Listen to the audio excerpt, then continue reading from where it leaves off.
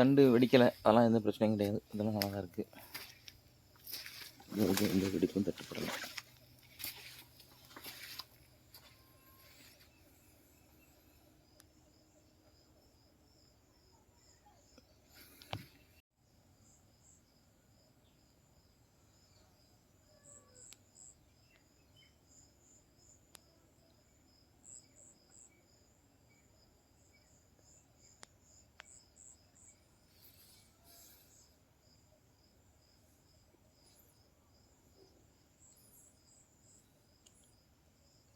இது ஃபுல்லாக அடி இலைகள் வந்து நோய் அடித்த மாதிரி இருக்குது. 2வது லேயர் நோய் தெரியலை, ஆனால் இலை கிழிஞ்சிருக்கு.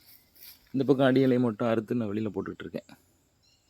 கீழே அன்றைக்கி ஆள் இல்லாதனால உள்ளே போட்டிருக்கேன். இல்லைன்னா தரையில் போடாமல் வெளியே கொண்டு போய் போட்டுருவேன்.